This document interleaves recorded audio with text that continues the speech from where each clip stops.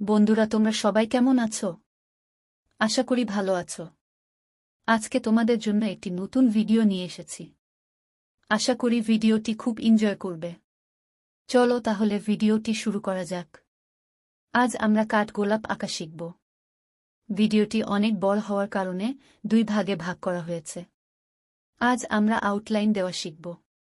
পরবর্তী ভিডিও রঙের হবে। তো শুরুতে ফুটন্ত কাঠগোলাপের জন্য একটি পূর্ণ বৃত্ত আঁকি। যেহেতু কাঠগোলাপের পাপড়ি 5টি, তাই বৃত্তের ব্যাস থেকে একটু বড় ব্যাস নিয়ে বৃত্তের পরিধি কেটে 5টি খণ্ড তৈরি করি। এই 5টি খণ্ড বৃত্তের কেন্দ্রের সাথে যোগ করি। এরপর প্রতিভাগে একটি করে পাপড়ি আঁকি, যেমনটা রেফারেন্স ছবিতে দেওয়া আছে। পরবর্তী ফুলগুলো আঁকার জন্য আমরা অর্ধবৃত্ত ব্যবহার করব এবং পাপড়ির জন্য দাগ দিয়ে নিব। আগে প্রতিটি পাপড়ি ছবিতে দেখানো পাপড়ির মতো মিল রেখে আঁকার চেষ্টা করব। এমন নয় যে সবগুলো পাপড়ি হুবহুব হতেই হবে। প্রাকৃতিক যে কোনো জিনিস, যেমন পাতা, ডাল ইত্যাদি, গা বা আউটলাইন সব সময় মসৃণ হয় না, কখনো উঁচু নিচু খর্বাকৃতির হয়ে থাকে এবং এদের আকৃতি ও সবগুলো একই রকম হয় না।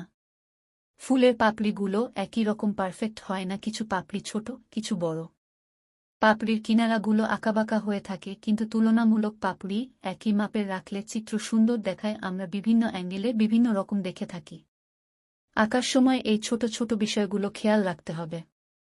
কোনো ফুলটা কোনো পজিশনে কিভাবে অবস্থান করতেছে, আশেপাশের পাতা, ডাল, সব দিকে। আউটলাইনগুলো ভালোভাবে চেষ্টা করতে হবে। তাহলে রং করার পর ছবিটা জীবন্ত রূপ পাবে। আশা করি বুঝতে পেরেছ সবাই। আজ এটুকুই। পরবর্তী ভিডিওর জন্য আমাদের সাথে থেকো। আমার ভিডিও যদি ভালো লাগে অবশ্যই কমেন্টে জানাবে এবং সাবস্ক্রাইব করে পাশে থাকবে। আজ এটুকুই, সবাই ভালো থাকবে।